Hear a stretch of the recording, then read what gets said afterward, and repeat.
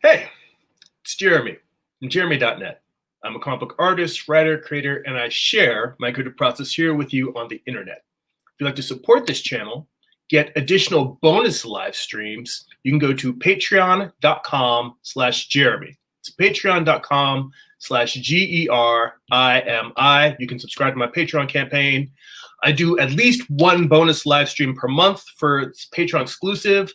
I lately have been doing one weekly to kind of supplement my personal art studies. We're running an art book study group where we're studying from the works of George Bridgman.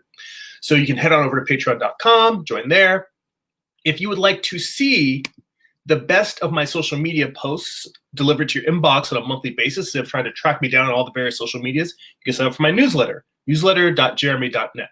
I post completed pages from my existing comics, new artwork that I have coming out, new prints, any new pieces, occasionally sneak peeks into my process, newsletter.jeremy.net. And if you'd like to purchase physical copies of my comics or free digitally on Amazon Kindle or Comixology, you can go to amazon.jeremy.net. I'll forward you to my Amazon author page. You can pick up my first graphic novel, I Had the Gods. It's a psychological thriller about a man. He is cursed with visions he cannot control, looks through other people's eyes, can see what they see, but can't control when or where. Witnesses a murder in one of these visions, only to find out it's being reported in the news as a death by natural causes. You can also see volume 1 of my current project, Morning Star. It is Lucifer's Fall from Heaven, told as a Western. This book has issues 1 through 4 out of an 8-issue series. And as you see, I'm going to be working on the final issue, issue 8, today. So those are all the socials. Please check them out. Support my work, connect, communicate, all the good stuff. So let's get into it. All right. So here we are working on, as I said, the comic book is telling the story of Lucifer's Fall from Heaven, told as a Western. This is page 36 out of a 40-page final issue. This is literally the fall.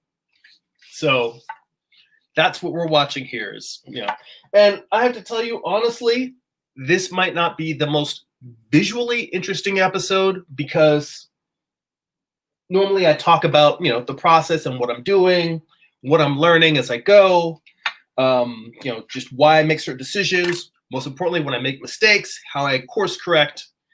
In this page, I'm really just spotting blacks. That's just going through, it's not even spotting blacks. Spotting blacks is more like when you've got a character and you're figuring out where your shadows are in relation to your lights.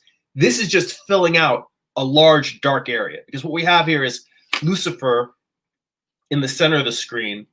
And he's, falling into the darkness. Michael's kind of thrown him into this chasm that ripped open. And now he's just falling in the dark, and there's other angels that are sort of like in a ball of fire, like comets following, and then kind of to imply that all these other little streaks of light are all of these countless rebel angels that are falling with Lucifer. Let's see. I see Trevor in the chat. Hey, Trevor, how's it going? And Farouk's in the chat. How you doing? Thanks for showing up, guys. Okay, so we are spotting some blacks here. By the way, at the top of the show, when I was mentioning Patreon, I forgot. I want to give a shout out to Vespertine Graphics, new patron member, new patron subscriber. I greatly appreciate your support. Thank you so much. Hopefully you'll hop on the Discord and start sharing artwork on there, communicating with the other creators that are on there. And hopefully you'll pop in for the Patreon exclusive live streams as well. So thank you so much for joining, becoming part of this community. By the way, Trevor, I shot you a message on DeviantArt, and I left you a message on your page. Let me know if there's a way to get a hold of you, because I do still at some point want to have you on just to have a conversation while we're drawing. He says, bring us the awesome. Thank you so much. I appreciate that. I will try to bring the awesome. I have, oddly enough, I would say the last 10 pages of Morningstar have been some of the slowest going pages. And it's really just because I I don't want to slack off at this very final part of the series.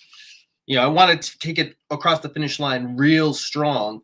And that's even got to the point where there was a page that I drew, I think, right before or on New Year's Eve.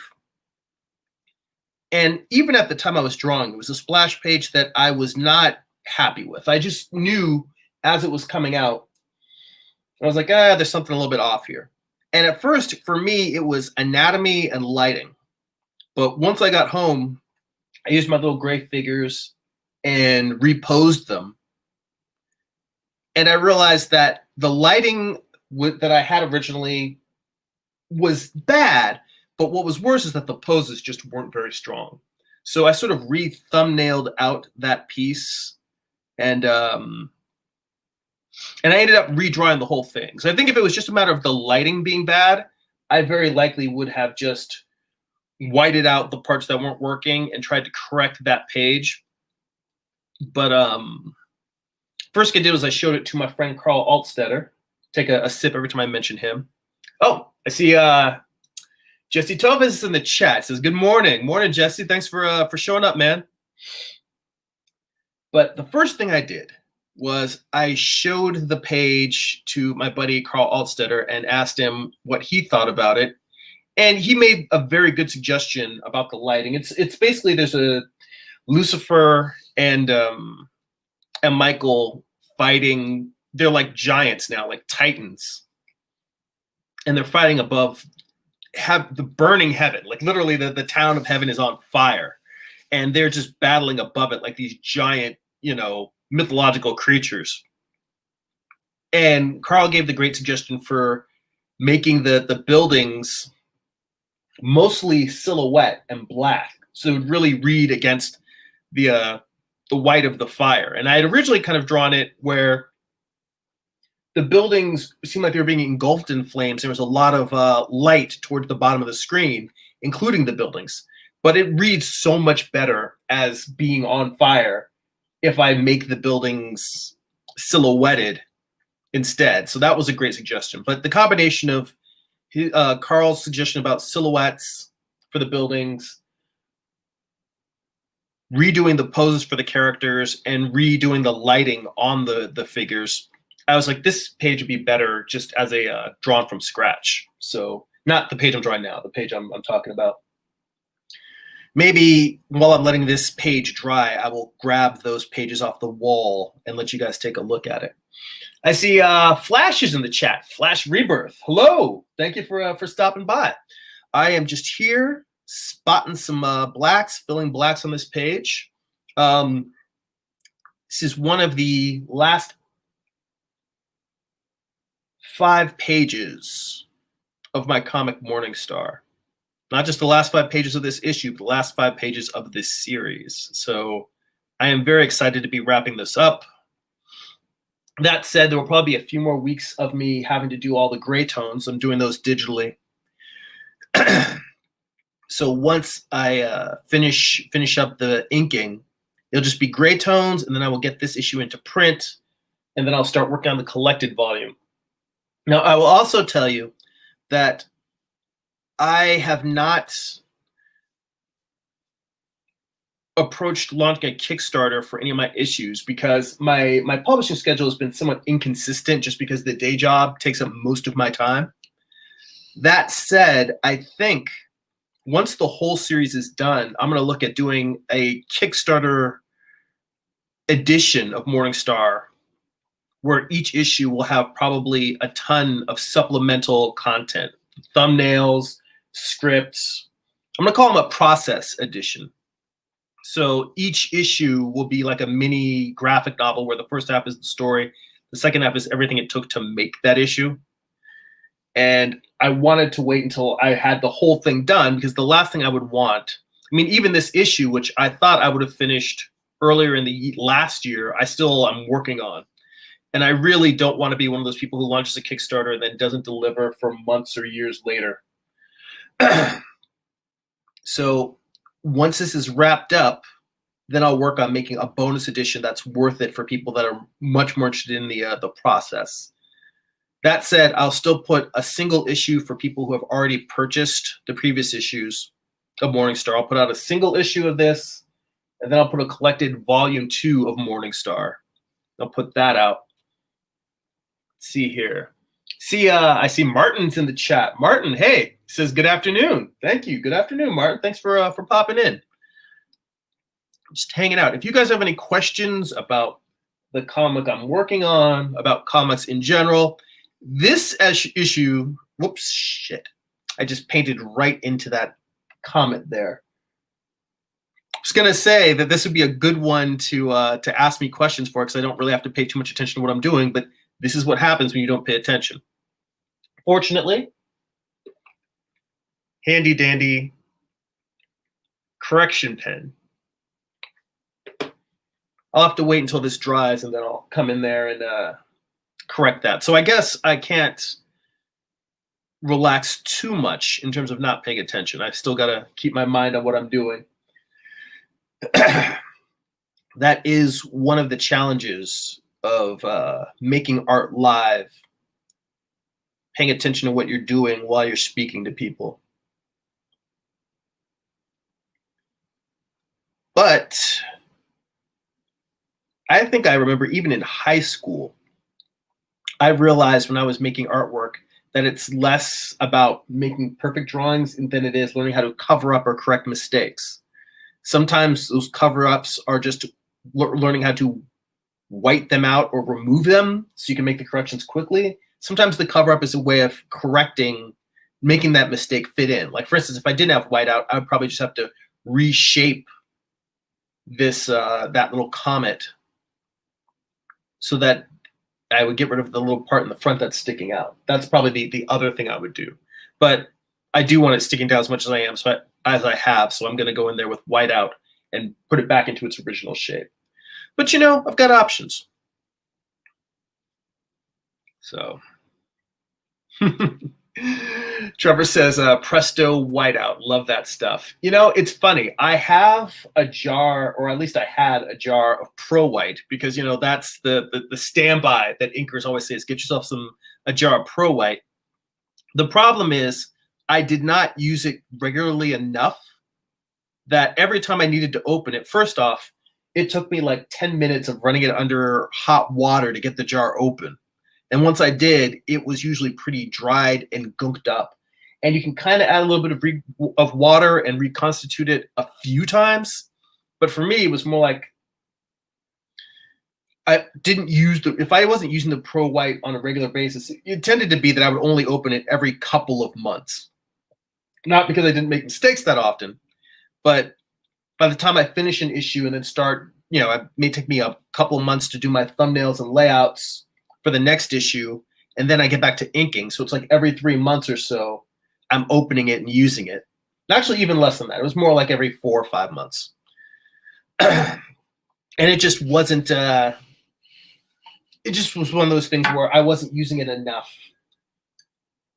to keep it fresh, opening it, using it up.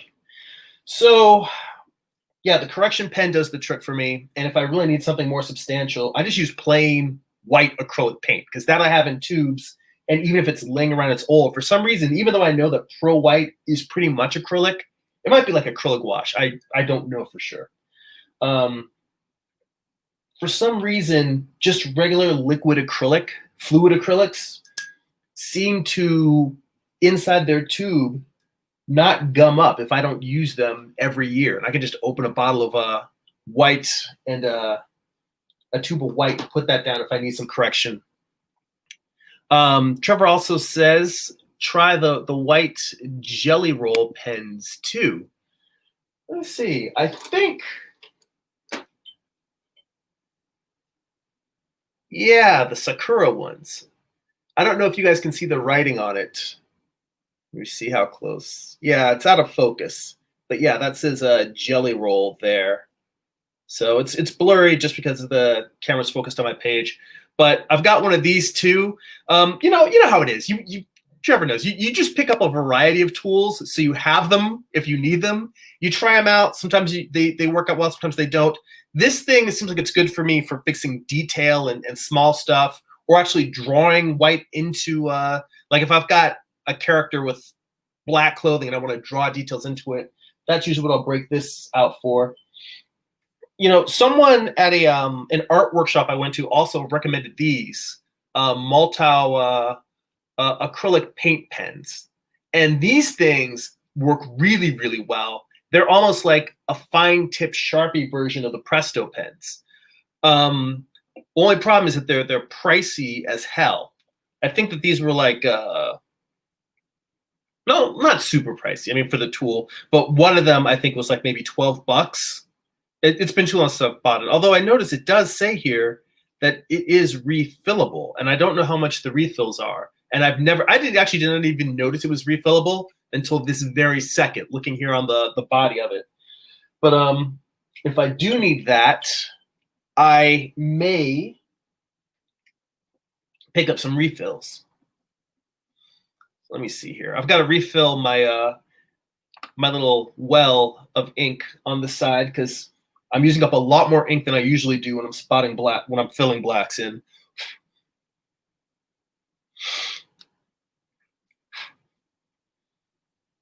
And when I finish filling the blacks, I'm actually gonna have to leave this page to the side because it's not done. It's not finished. I still have to fill in actual shadows on Lucifer's jacket, on his clothing, on his face. And logic would tell you, finish the shadows on the character first, and then I can just paint all of the black around him. The reason why I'm filling the blacks in first is because this page is going to be predominantly black with just the characters falling through. And if I fill in the blacks first, I may mentally overstep. I may put in too much black and the page will just be black.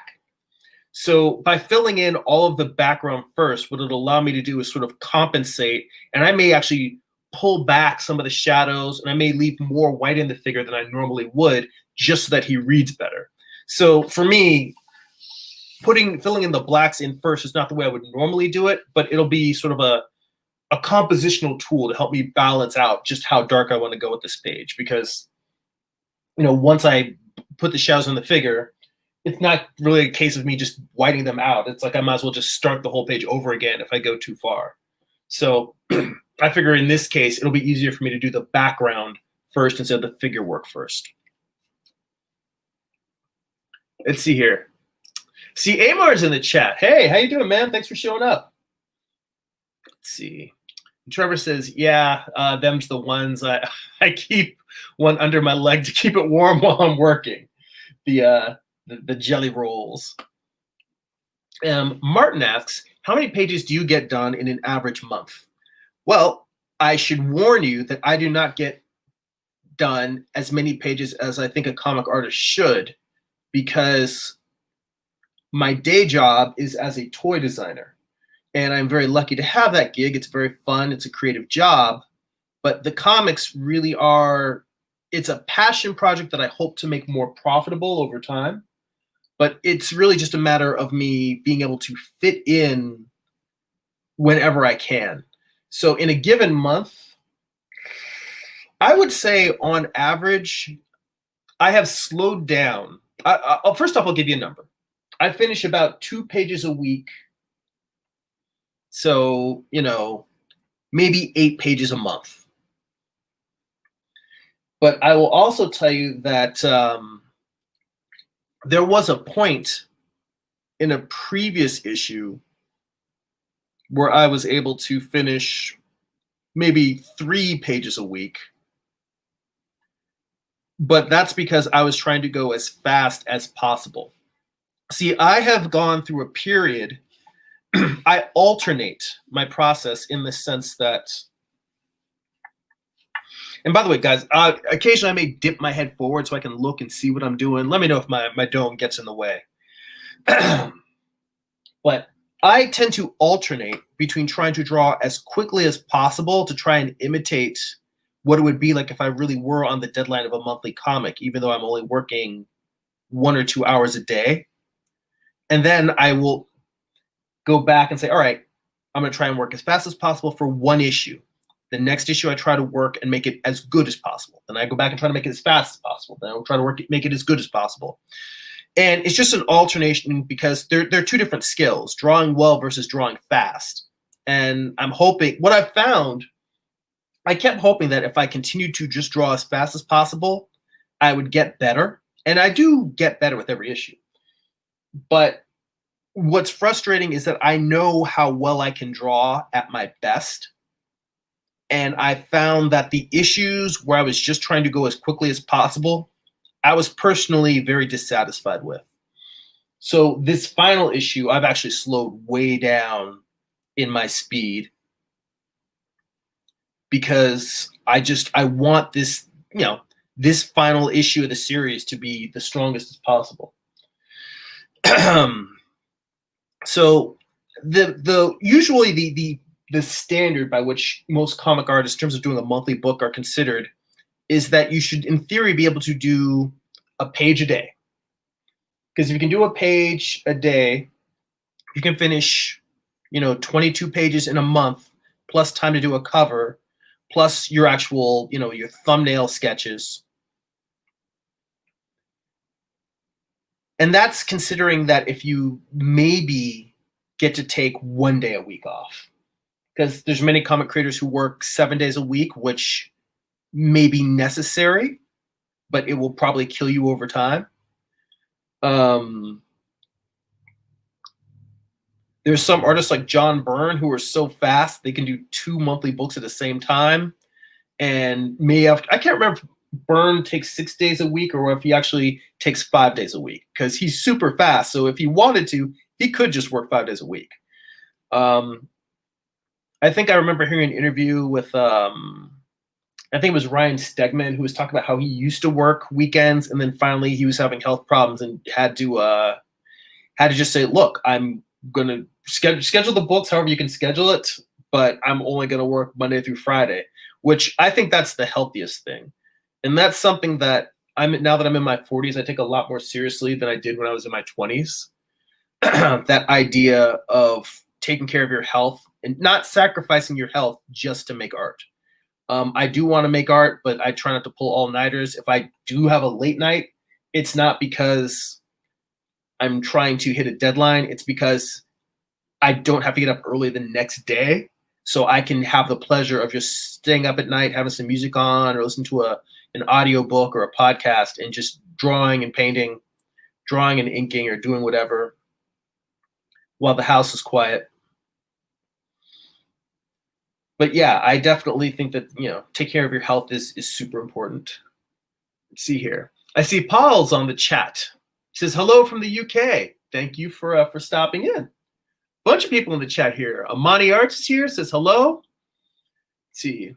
Martin says 8 pages a month with a full-time job is still excellent. Quality is king. Thank you so much. I appreciate that.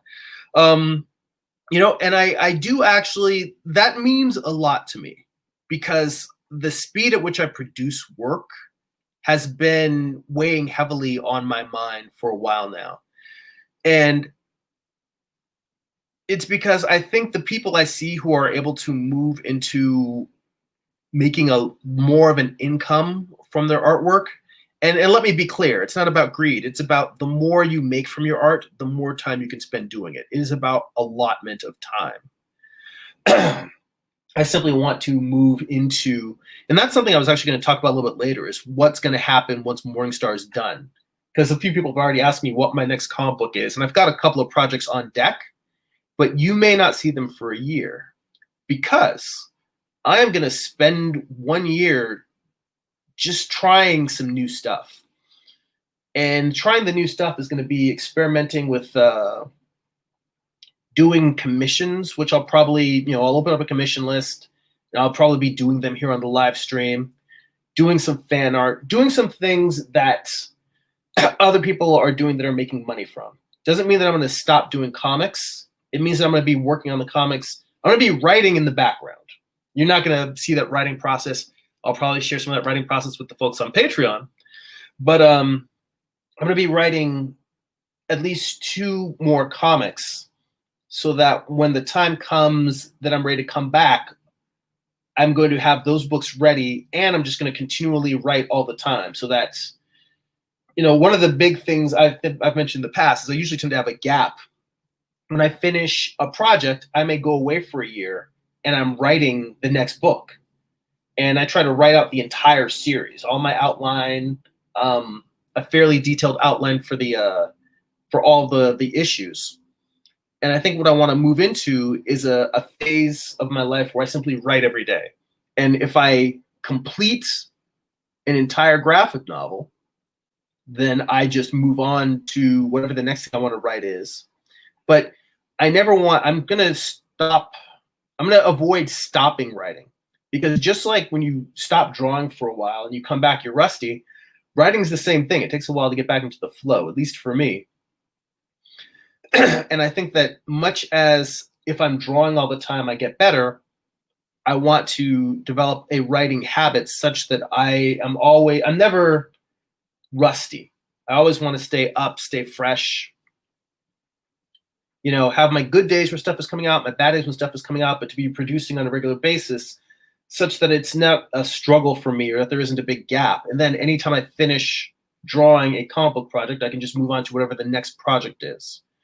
So while I'm getting the next project written, I am going to take a little time to just do shorter projects, prints, originals, fan art, commissions, and I'm probably sharing a lot more artistic studies. I'm going to spend maybe a year doing more educational stuff, where it's me spending more time studying art fundamentals, maybe doing some color work, some color pieces, master studies, and I'm going to share a lot of that with you guys. I'm going to share a lot of that with the patrons on Patreon. But the thing that I started before going on this ramble was speed. And the reason why I bring up speed is because I find that the people, and one of the reasons why I want to move to making more standalone just art pieces and prints and such, is because the amount of time it takes to make a comic is massive. As any of you guys who've made a comic knows, making a comic, a single issue can take months. I mean, if you're doing it on a monthly pace, the monthly comic book artists have my highest respect, because, it's just grueling hours and doing work at such a speed that it's like it just melts my brain. I think that being able to produce work quickly is what leads to an artist or a creative developing a following. And, as you said earlier, quality is king.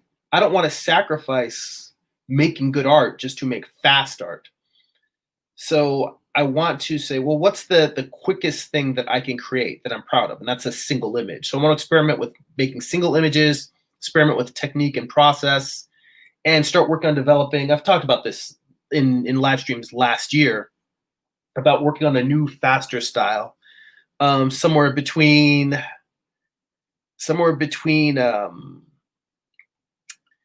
Dave McKean and Alex Toth, which sounds like a really weird combination. But Alex Toth is one of those guys who draws a very full and convincing world, but without extraneous detail. It's got all of the detail it needs, but he's not hatching just to hatch. He's giving you what you need to understand the storytelling. And that's what I want to focus on. But also, my natural inclination is I am a loose, sloppy artist. And I think that I've leaned away from that because I'm trying to not cheat and just suggest things and scribble things in without really drawing them. So my drawing style has become tighter over the past few years, in that I want to make sure that if I'm drawing something, I'm being specific about it. But I think I've done enough of that to prove that I can do it. And now I think I'm going to lean back into just drawing expressively. So there's going to be a lot of shifts, and I think that my work is going to change and hopefully grow over time, but you guys are going to come along with the ride there. So let's see what's going on in the comments. Let's see. All right, there. So Martin says Byrne, one of the all-time greats. Very much so, agreed. In fact, if any of you watch the Cartoon Kayfabe YouTube channel with Jim Rugg and Ed Piskor, they did a great video on John Byrne's Never When series, where he's doing X-Men fan art, and it's basically John Byrne considering what would have happened after the Dark Phoenix saga if he were writing and drawing the story, and just like having them walk through and show you the pages and their commentary. It is fantastic. I highly recommend that after this live stream's over, head on over there and check out their video. It's the next best thing to getting John Byrne's director commentary himself. I mean, these guys are definitely students of the craft, and hearing them talk you through it is fantastic. Let's see. Paul says, "Don't worry, my pleasure. It's been a long time." Trevor reached out to me with contact info, so hopefully we'll have Trevor on as a guest at some point in the future. Amar says, that is the whole reason for me getting back into 2D animation. You know, I presume the conversation about producing more work faster.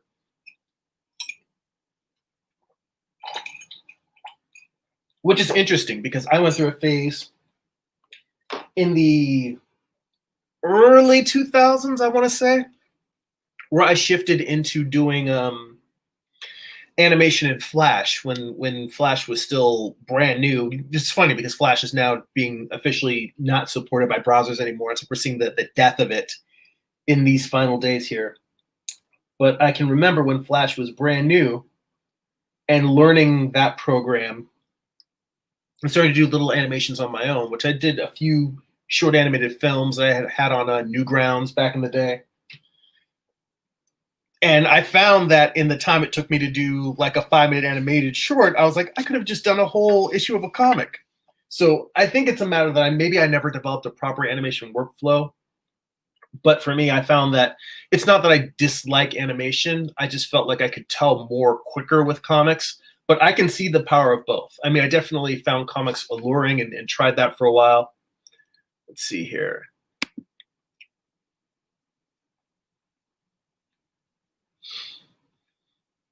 Amar says, I give it another try. I give it another year or two, and my speed will be at what I need it to be.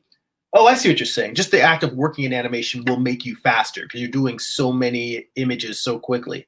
Yeah, that's true. It's a great training ground for it. I mean, a lot of, comic creators end up moving into animation or storyboards, which it's funny because as hard as that job is, they're like, it's less grueling than comics. It is true, and it's crazy that comics is as grueling as it is. Martin says, who is your best sounding board? Well, as I mentioned before, when I had that page I was having trouble with, my buddy Carl Alstetter. Also, Jesse Zeus Toves in the chat, he actually is responsible for the cover to issue 5. He's part of our LA Coffee and Comics group. And, longtime buddy of mine. And he had seen the cover sketches. I think I was doing a live stream like this. I was working on the issue 5, and I was doing a cover that was sort of an homage to Frazetta's Death Dealer. And it just was not coming out that well. And Jesse just did a quick sketch like, hey, man, I think this is what you're going for. And I said, dude, I love your sketch so much, and it's so much better than what I was doing. Can I use your sketch as my rough layout and give you credit on the cover? So on that cover, it just has Jeremy plus Jesse Toves. And then in the back of the issue, I publish his layout sketch. So Carl, Jesse, other guys in the group, Jamie Gamble, I talked to him about Vince and I, as you know from having Vince on the show, I'll talk story and writing with Vince all day long. And I mean, that's true of all the gang of the group. But Vince, Jamie Gamble, a bunch of the guys. Those tend to be my go-tos for talking about art and process. And I think it is important to have a sounding board, have a group of creative friends.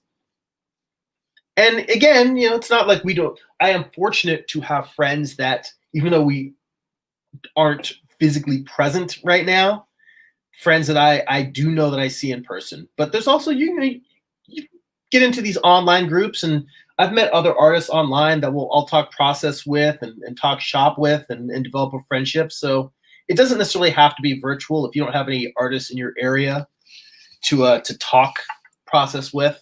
But I do think that we all need to have sounding boards, people we can talk to and get feedback from. And sometimes it doesn't even have to be people that we really know. It can also be like there's a great how to draw comics thread on Facebook, and I'm a member of it. And sadly, I do not post as regularly as I should, but I definitely see a lot of what people post, and I'll try to drop some likes in there when I see some cool pieces. You know, occasionally just comment. I'm not anywhere near as active in that group as I should be.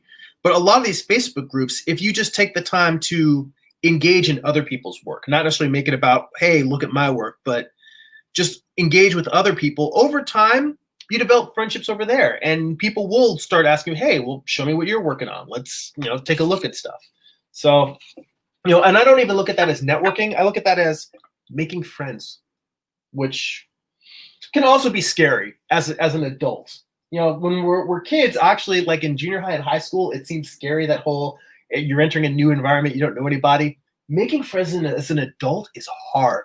It is hard, particularly because we're all busy. Once you are working and you have relationships in your life, and you've already got all these other social responsibilities, adding someone new to it feels like, well, this person better be worth it, because it's taking time away from other stuff that I already have established, and then it's putting pressure on a potential friendship.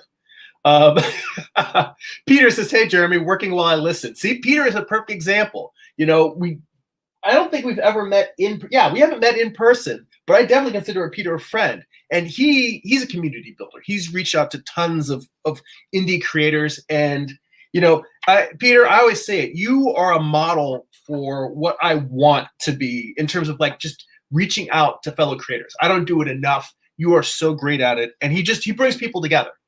So definitely that's you know, something I think it's really important in terms of the creative feel and the creative process. Let's see here. Amar says, once I'm able to do 2 to 3 minutes of complete animation in a month, I'll be able to turn around comic book pages way faster. And Trevor says, cleanse the unuseful from the drawing. I think that's in reference to the Alex Toth thing of like stripping it down to the basics. Let me see. Christian says, I am excited to see this new style shift. Thanks for popping in, Christian. I'm going to come back to the comments in the chat in a second. This page I need to let dry. I have another page next to me to work on, but I'm actually going to show you the 2 pages that I was talking about earlier in terms of redoing a splash page. Hang on, I have a bunch of this wall that's here next to me. I have all of my pages sort of like tacked up, not tacked up, but I have them on binder clips so I can just see them as I go. Ugh.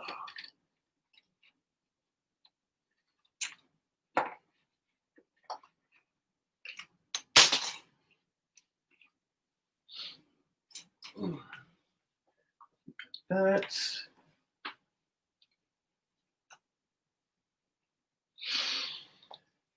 so while that sits up there and dries, let's see here. And Christian, yes, thanks. Good to see you, man. This is good to see you, homie. I appreciate you dropping in here. First time talking to you this year. Let's see here.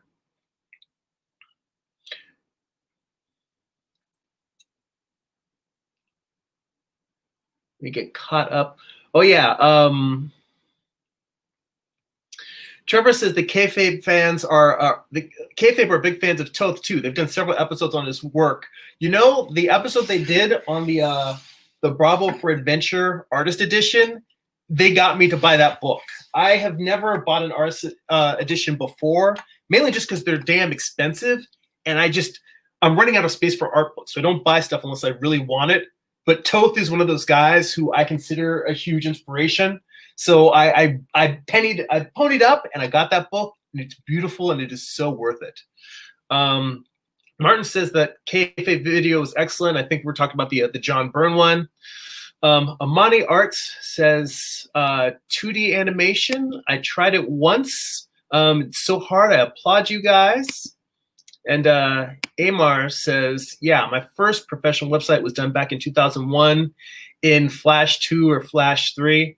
You know, I remember designing a portfolio site in Flash, and it was nuts because I had to have all of these separate files that had the art, the artwork load into this main Flash file. So it was like constant loading in it, swapping in and swapping out. Everything had little spinning. Everyone had that menu bar with the loading, and you figure out how to make it so it calculates what percentage of the file is in there. I was very lucky that a place that I worked at in the early 2000s was doing like web animation. And one of the art directors there taught action script at Cal Arts, not Cal Arts, Art Center. So I was always able to bug her with little programming questions. I am not a coder. I'm not a programmer. That's actually why I got out of web design. But while I was working in Flash, there was always like little things here and there that I needed to learn. It was good to have a resource there that I could go to and just say, here's what I'm trying to do. How do I do this?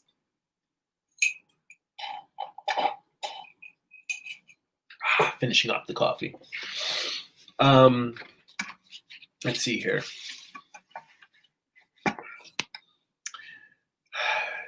Jesse says, I remember your Flash work. You could jump back into it. The tools are so much better now. That's true. He says, we bounce stuff back and forth. I remember you saying how much you were struggling with it. Yeah, Flash was, I think it's just because it wasn't as intuitive. The programming stuff, I mean, the actual animation stuff was pretty straightforward, but I don't think I ever really, part of it's that I am not good at staying on model. Again, that comes back to my loose, rough, sloppy style. And I think that trying to have something that's more painterly, which I think my style tends to be, but trying to pare it down into sparse line work, which is what Flash specializes in, it was a little bit of a challenge. Let's see here. Amar says, I am working on a music video that's 7 minutes and will be done this year in addition to 2 other animation series. This is excluding the comic book work. You, my friend, are an inspiration because you're a workhorse.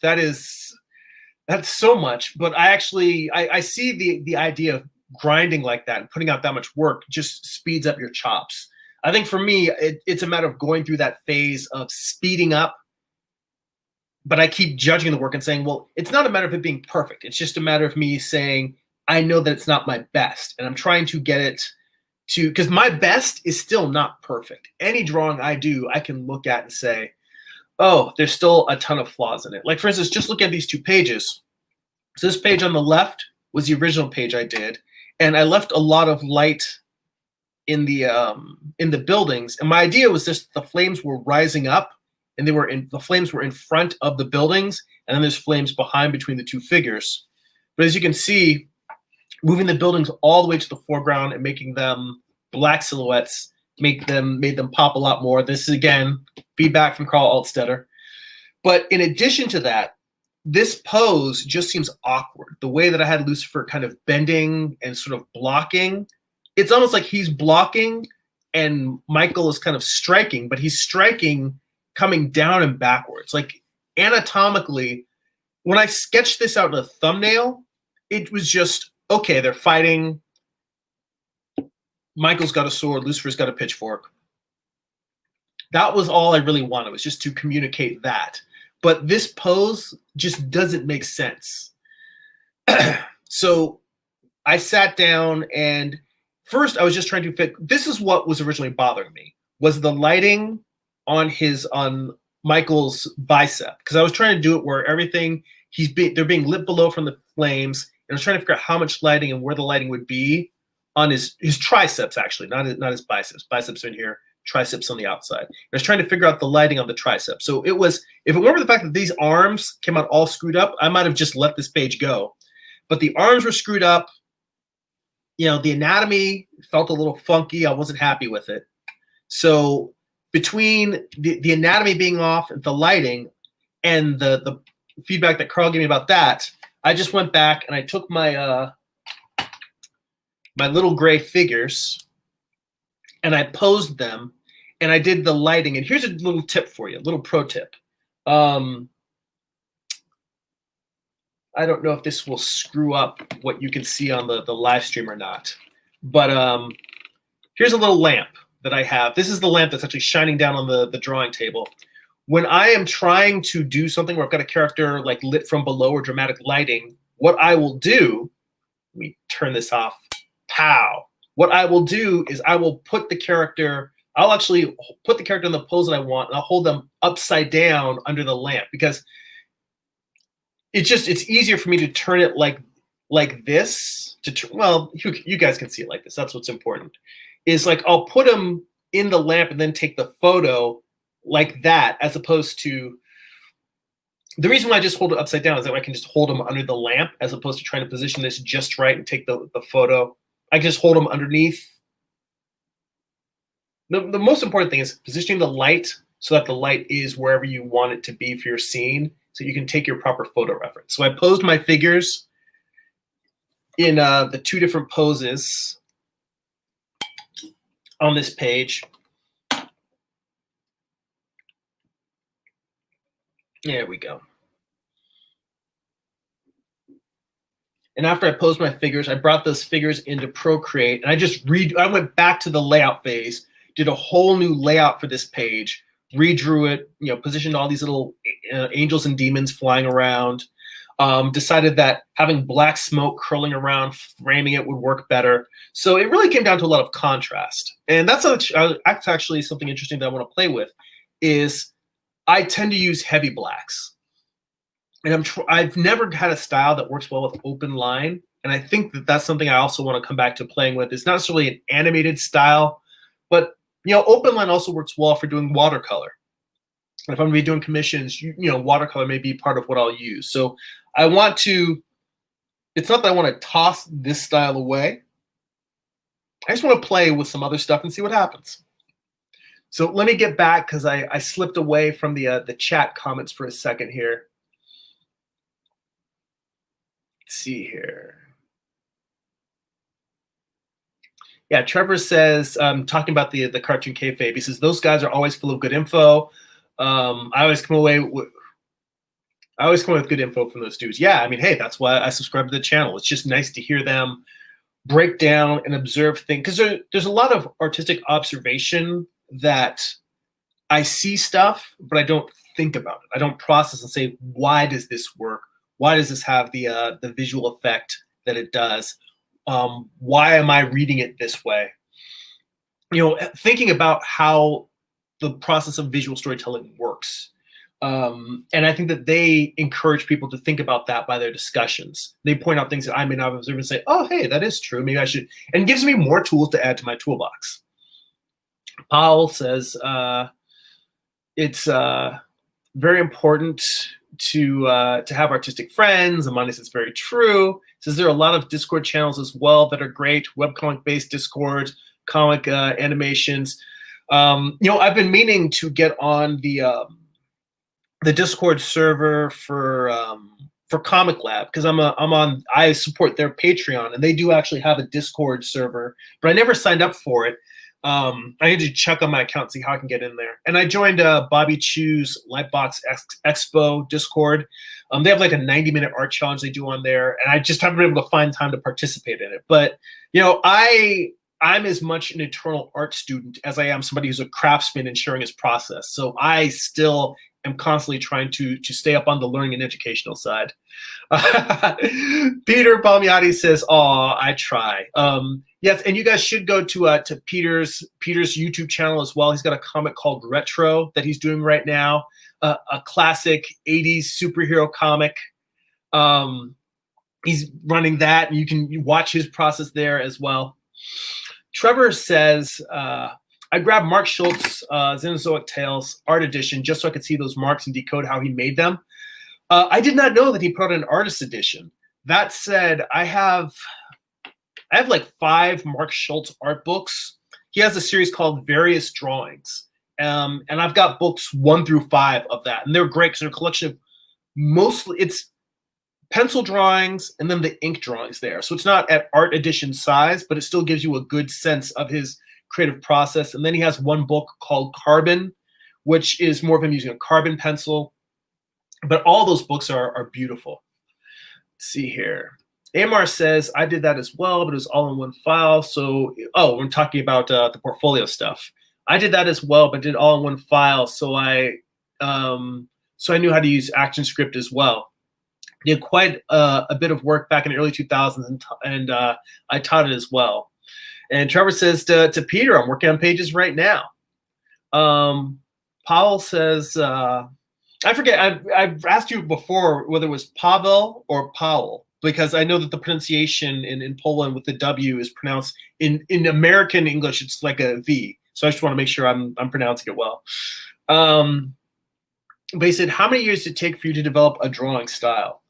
That is a very good question, because my previous style was me trying to draw basically like Ashley Wood. It was sort of a rough impersonation of Bill. It was a poor man's Bill Sienkiewicz is what I was trying to draw. And I don't think Ashley Wood is a poor man's Bill Sienkiewicz. I think Ashley Wood is an amazing artist who is in that lineage of expressionism, where you're not just drawing what you see, but you're drawing the internal feeling of the characters as well. My work was more in line with that. And that was probably when I was drawing my first book, Eye of the Gods. This book is probably a little bit more cartoony than than how I draw now. But this was me starting to move into this phase, which was not just drawing symbols and cartooning, but to actually try and look at reference, try to figure out what things look like, what the things really feel like, and then moving from cartooning to illustration. I don't think I'm ever going to be a realistic artist. I don't think I'm ever going to be someone who draws photorealistically, but I do think that illustrative is probably more of where my style has come to. But I will tell you, the way that I came to this style was by forgetting about style. The thing I mentioned before about Ashley Wood is originally Bill Sienkiewicz was probably one of my biggest artistic influences, and I think still continues to be so. But I've told this story before many times, so I'll just quickly say, in high school, I discovered Bill Sienkiewicz. In college, I discovered David Mack. Once I got out of college, I discovered Ashley Wood. So that was the lineage of how, when I got to Ashley Wood, I was very conflicted, because I had in my mind what I wanted my style to be once I drew well enough to do it. And then I saw Ashley Wood's work, and his work is exactly what I imagined my art being. So I was like, what do? I don't want to ape Ashley Wood.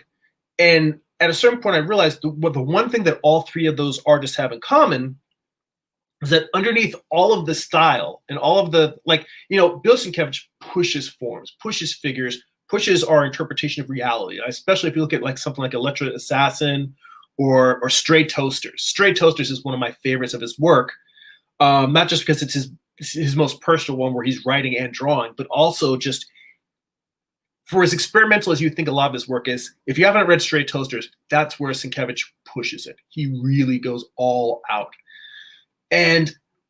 But underneath all of the expressionistic work that all three of those artists have, they have strong drawing fundamentals underneath.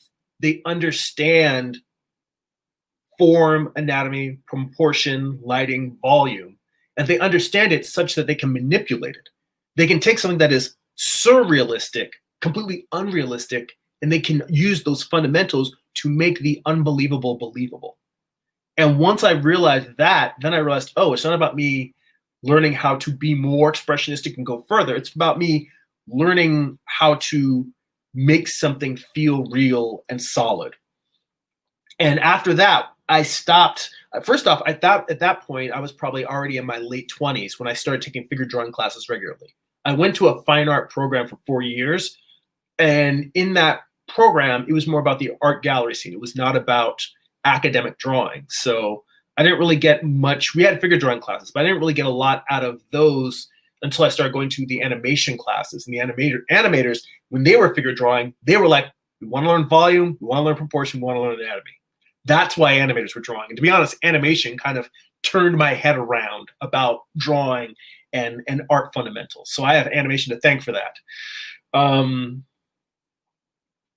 So when you asked about style, it's a very, very long answer. But the point for me is your style will work out on its own.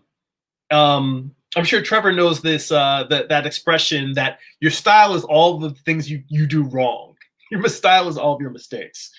To a certain degree, what I recommend is to study drawing fundamentals and get really good at those fundamentals. And no matter what your style is like, whether you're doing open line like Tintin or something that's like Sean Cheeks Galloway, where you're doing something that's more animation feeling, or if you're a fan of anime, or whether you do something that's illustrative, or if you're doing something that's photorealistic, no matter what the style is, if you work on developing those fundamentals, that drawing will feel grounded and will feel strong.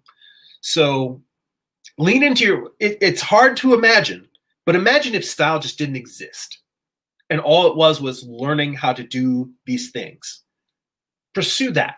Pursue the fundamentals. That's what I recommend. And what your work looks like when you have the fundamentals down, that is your style. You don't choose your style. Your style chooses you. So let's see.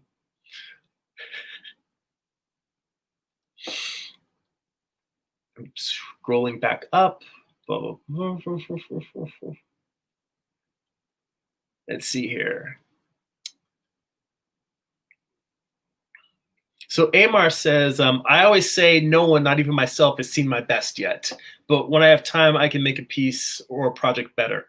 Yeah, that's the real frustrating challenge, is wanting to make something make something that's done, but also make something that's really good. And that's another reason why I want to start having a balance between doing individual art pieces and doing comic stuff. And I think that the standalone prints and commissions and illustrations will be me taking my time and trying to make the best piece I possibly can. And the comics are just going to be about storytelling. They're going to be rougher and raw. Another artist that I think of who is also an inspiration to me is Francesco Francavilla. When you look at his work, it all feels right. It feels like what it's supposed to be, but it doesn't feel labored. He's not sitting there and trying to make sure that every line doesn't have a little bit of wiggle to it. He's not trying to make sure that every figure, the figures, the silhouettes, and the composition and the storytelling are all there, but he's not laboring over every single muscle and every single detail. He's just getting you, much in that way that Alex Toth, getting down the essence of the storytelling. He's another guy I look at and I greatly admire, that he treads that line where it feels like a looser Alex Toth, in a positive way. It's got energy, it's got spring, it's got pop to it. Like, I like that mushy expressionist. Not mushy. Mushy's a negative word. I like that expressionistic, where it's not about being locked directly into looking realistic. But it's got a little bit more cartoony pop to it. Let's see here. Peter also giving some love to Trevor. He says, excellent in terms of working on pages right now. Are you guys getting bored with me talking? Because I'm actually not drawing. I've just got pages down here. And to be honest, the next page I was going to work on is more of the same. This is that page I was filling in with the blacks. This is the next page. And what it's going to be, you guys can't really see the blue line printing in here. But this panel in the middle is black, and there's one tiny comet there. And that comet is going to be Lucifer, because he's the one leading. Then you've got this black, and you've got that comet that was up there all the way down here now, and then there's a couple of more at the top. Then you have the comet impacting. There's just going to be like a little bit of an explosion, and more comets coming down. And then you go to this panel, and this panel, it's going to be almost all white with like black, near the top speed lines, as if this explosion that's going to happen down here is tiny. But imagine if we're like hundreds of miles away and we see a nuclear explosion go off in the distance, and then we just see like the light just comes out at you.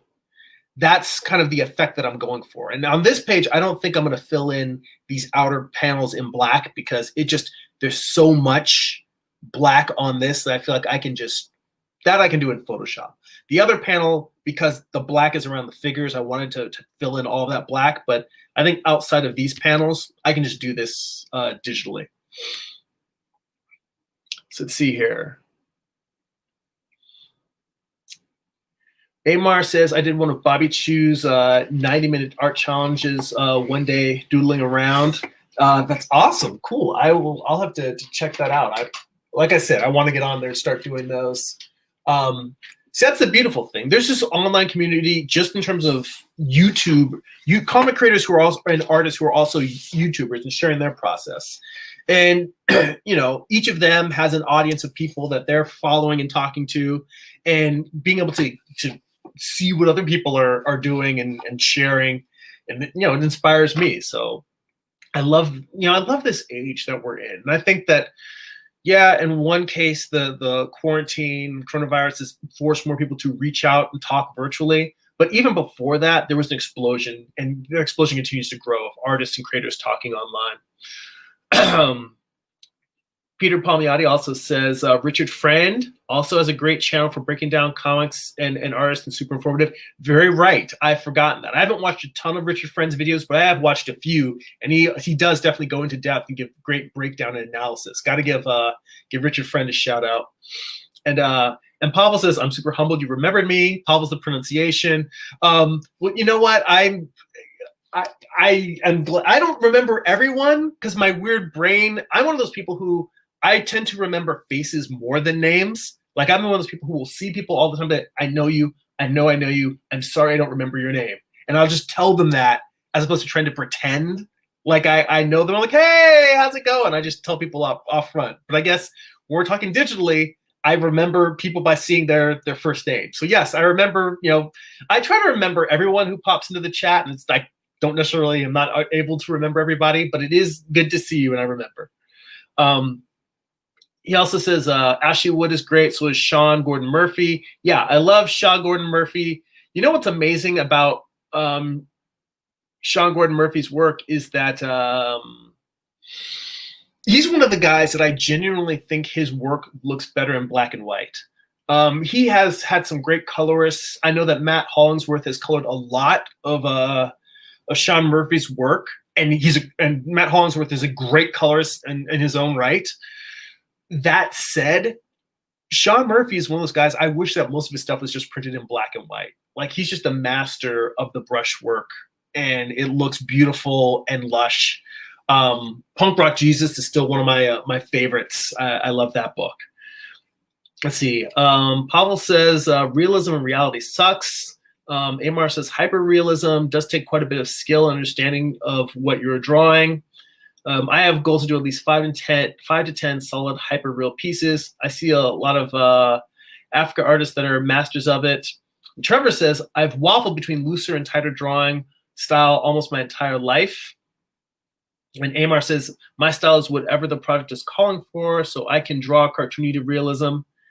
The only style I've never done is anime. Peter says, I enjoy hearing you rap about artists and influences. Go on. Well, I'll tell you, we're already at an hour here, so I guess it's just about time for us to wrap up. I will say, in terms of style, well, specifically in terms of realism, my feeling is that I respect realism. That's my feeling. I don't think that it sucks. I think that realism is extremely challenging to do. It's very, very hard to do. I think that it's possible, if you're somebody who is imaginative or more illustrative, you can train yourself to do it.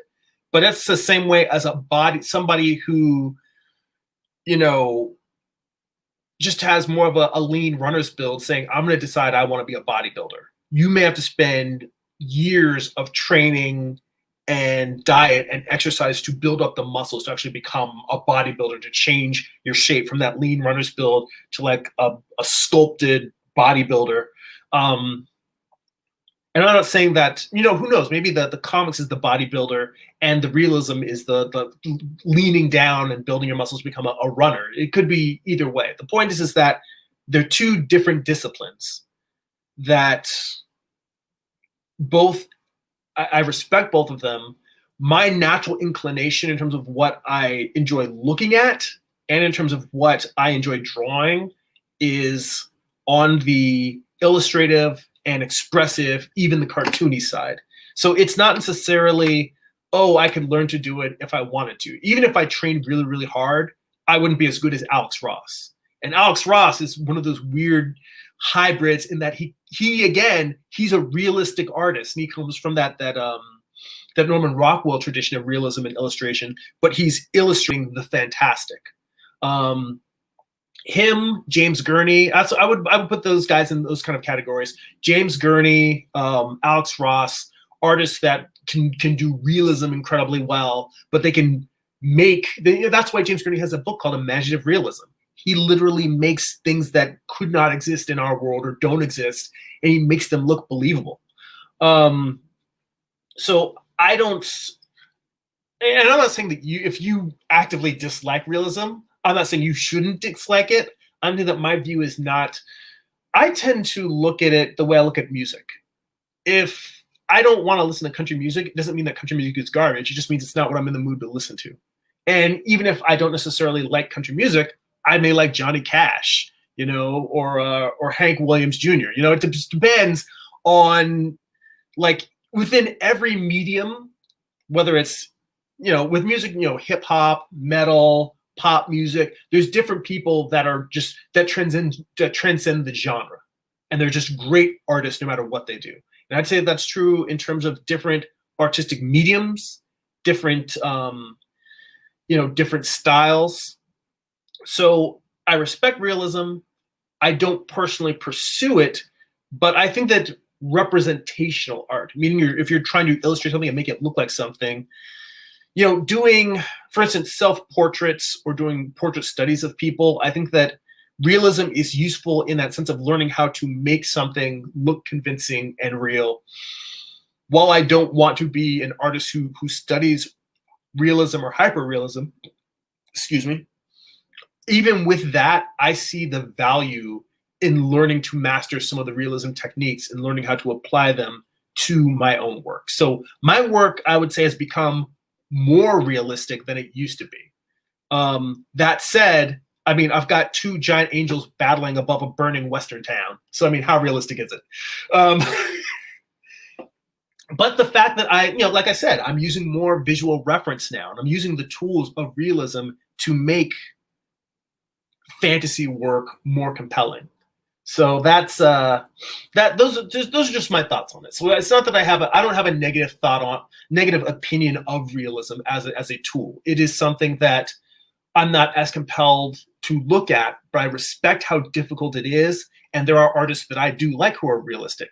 The erotic artist Soyorama, if you ever looked at any of his work, he's very realistic. It's like he's an even dirtier version of Olivia. I mean, Olivia isn't dirty. Olivia is very cheesecake. It's sexy and it's sultry. It's not full on dirty. Soyorama, his ass gets dirty. Soyorama is like if you made Olivia, if you were to draw some of the raunchier Kim Jong-il artwork, but if you're to draw it in Olivia's style, that's Soyorama. If you haven't seen him, look him up. Check him out. His work's a trip. Okay. Jesse says, I definitely agree on Sean Murphy. His black and white work is rich. Yes. So again, this episode was probably more talky, but that was good. I felt like I did want to talk more about the direction I plan to take the channel in the future once Morningstar is done. Mind you, once I finish inking, still got to do all those gray tones. But I look forward to these experiments and having a conversation about it in the future. But I think I'm going to wrap it up at this point because I'm just going to be spotting a lot of blacks for the next few days. Because, well, yeah, you'll see. I think I may have one or two more pages to do next week. And in fact, I think I'm going to do, instead of doing live streams, Well, yeah, I'm going to keep doing it every other week for a few more weeks while I use up some of my old time-lapse videos. So that's another thing you'll notice is every other week for a while, I'm going to be posting the alternate weeks. I'm going to post time-lapse of older videos because I've just got a bunch of those. And if I don't start putting them out, I'm never going to share them. I kind of want to get those out there since I'm going to be moving out of that phase and into a new phase. But once I think I have all of those done, I may go back to doing live streams on a weekly, public live streams on a weekly basis. And, you know, I'll continue doing the art book study groups until I switch back to a figure drawing classes. Then I may go back to doing those twice a month. But let's see here. A little more comments at the end. Trevor says, hyper-realism and hyper-realism has a ton of rules that have to be followed. It makes it tougher for a piece to look alive, and it lends itself to stiffness. I love spotting blacks. It's very satisfying. I know what you mean by the question mark on satisfying. It is, it's meditative. There's something about it that it's like you can just sit down and you're giving the piece that sense of completion, but it's not necessarily where you're battling and trying to focus all of your energy. It is a very meditating, calming process. That's how I look at it. But yeah, I know what you mean there. It's satisfying in a weird way. Amar says, I've seen tons of hyper real and real art that looks alive. Frazetta did realistic work. Yeah, again, that's the thing with realism. It's not that's the challenge. The challenge is to make it look realistic. I mean, to make it feel energetic and not stiff. Great example, Struzen. I don't think anyone would call Drew Struzen's work stiff. His work ripples with life, even though you can see like the photostated faces, but he enriches it with life. He enriches the composition with life. I got a chance to meet him at an art exhibition in LA, and you know, it is so. That is one of the high points of my life. Is just being able to walk with Drew Struzen, buy his artwork, and hear him talk about it. I mean, that I still think about that. Like that's one of those things that will go with me to the grave as like one of my all-time great art experiences. Yeah, I'm stop gushing about that. Point is that yeah, realism and hyperrealism and fantasy realism is very, very difficult. It's very challenging, and it's not that realism tends to be stiff. It's just difficult to make it feel energetic and lifelike. But I think the artists, like you mentioned, like Frazetta, Norman Rockwell, those are all artists who they make realism sing. And I think like any style you do, I mean, there can be cartoony work that feels stiff, and that it's cartoony, it's round, but it doesn't necessarily have much zhuzh to it. So, all right, I would end up just rapping and talking all day here. I'm gonna let you guys go. We'll spot some blacks. I'm gonna get on with you guys next weekend. For the guys that are in the Patreon, I'm gonna post a link for Monday night's live stream. Maybe I will post it later this afternoon, or maybe I'll get it the link set up, and then I'll post it tomorrow on Monday, sometime during the day. But for the rest of you guys, thank you so much for joining me. I appreciate the conversation, all the great comments. I really do feel the love, and I appreciate it. And it feels nice to share this creative time with you guys, just hang out, talking while I'm working. So again, for those who want to join Patreon, if you want to join the art book study group, we'll be doing a live stream tomorrow, Monday at 7 p.m. Pacific Standard Time. But there's a bunch of videos that are already archived, so you guys can log on and just, if you look under the tags, under Art Book Study Group, there'll be a bunch of live streams already that you guys can watch the replays of. It's patreon.com/GERIMI. Again, you can hop on the newsletter, get artwork sent right to your inbox, newsletter.jeremy.net, and to pick up physical copies or Amazon Kindle or Comixology copies of my first book, Eye of the Gods, or my current series, Morningstar, go to amazon.jeremy.net. Guys, thank you so much. That's it for now. Go be creative.